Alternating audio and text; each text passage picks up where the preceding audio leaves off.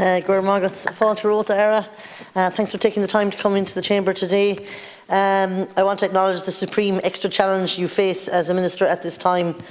Thank you for committing to a review of the National Development Plan as a result.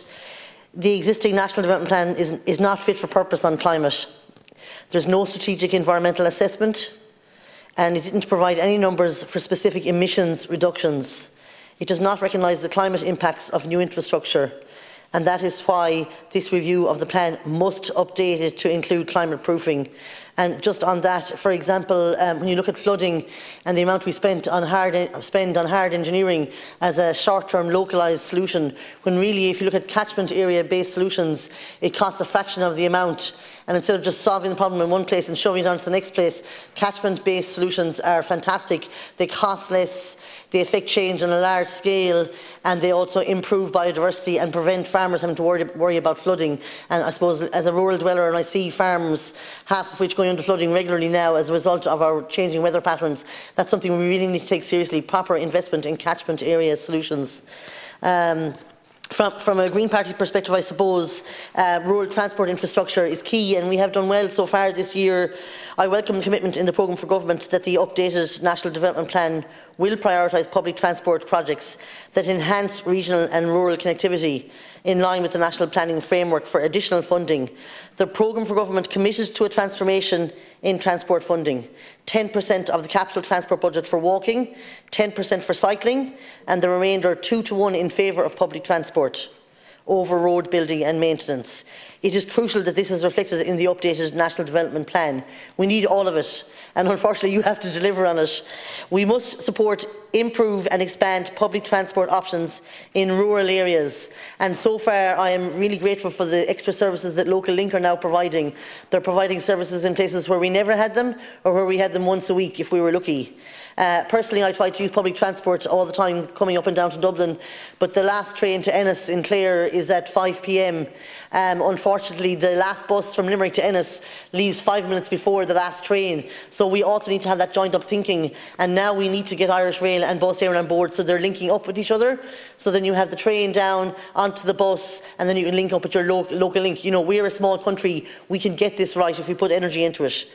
We must embed the principles of balanced regional development, clustered and compact growth, as Senator Higgins has mentioned, and improved connectivity in order to deliver a just transition. On the point of greenways, and you know everybody's on board now with greenways, I wrote a policy called the Farmers First policy as an amendment to our policy on greenways in the Green Party, and I urge you to look at that, because before we decide where greenway is going, we have to engage with the landowners. And best practice isn't actually sticking to the old railway line or sticking to the old trails. Sometimes it can be moving to the edge of the land, and we need to look at that, and we need to bring the landowners on board with us, because once we have them on board we can progress instead of spending years and years getting these things off the ground. But we have to put the farmers first on that, so I'd urge you to read the Farmers First policy I wrote on that. We have to shift to active transport. Spending to prioritise walking and cycling is crucial in giving people an option and making the roads safe for everybody. I would say you'd have to engage with the TII. We have roads narrower than that path there coming down, and there are 100 or 80 speed limits. It's absolutely insane. Some lad on a computer in Dublin was figuring that stuff out. It's absolute madness, and old people are afraid to walk on them, kids can't cycle on them, dogs get killed on them, and there's a huge issue there with rural roads at ridiculous high speeds. A quarter of our 9-year-olds in Ireland are overweight presently, and a big part of that is because they can't physically move safely around the place. And if we can give them independent travel and give that back to children again, then that is a huge step and will save us huge amounts of money in the health services as well. So it makes economic sense as well as health sense. A big one for me as well in our villages and towns, it's very difficult for people to live above shops. And as a result, you see the lifeline and the blood drain from our villages and towns, where we move to kind of a suburbia type scenario, not just in cities now, but in villages and towns. We need to simplify the bureaucracy and the cost around having a dual purpose for those shops. And many of my friends have attempted to do so and got caught up with huge expense and still cannot live above the shop due to the rigmarole that's there at the moment. So I really urge you to look at that. We need to take a town centres first approach on this and try to get as many people as possible living in our towns and living above the shops instead of the dispersed settlement patterns that have occurred over the last few decades. You even see it in Dublin since COVID, because only the people who live in Dublin city centre will be visible now. But you see nobody, because there's nobody living in the cities anymore. They've all moved out to the suburbs. There's a brilliant film called The End of Suburbia, and if you want to learn from the mistakes of America, where they just threw everybody out to suburbia and made them all car dependent, and now do they regret it? The End of Suburbia, one of the best films ever made in how to get it wrong and what they did in the States and how we can learn from their mistakes. With regards to water infrastructure, as I said earlier on today in the plinth, we were launching a motion on water. We can't build any houses until we have water infrastructure. We have places like Broadford and Minton Malbay. We have all the money there, we have the site, we have the designs. They're shovel ready, as we say, but with no water infrastructure, they're not going to be built. So we have to seriously take water on properly, and we have to invest.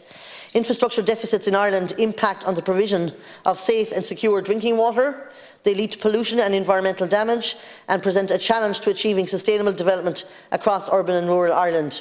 I mean, water is probably has to be put before housing, because you can't have people moving into houses if there's no running water. Continued investment in infrastructure coupled with innovative and modern approaches is absolutely necessary and fast becoming an emergency. With regards to the National Broadband Plan, of course, we need the rollout as soon as possible. People are always saying that. We had some good successes in Clare. We have 10 different Wi-Fi hubs now that people can go at a very low cost. So I welcome more of that investment, and let's see that rolled out as soon as possible. Look, we can borrow money cheaper than ever before. If we don't do it now, we'll never do it again. So now is the time. And best of luck with the review. Garmagat. Thanks very much.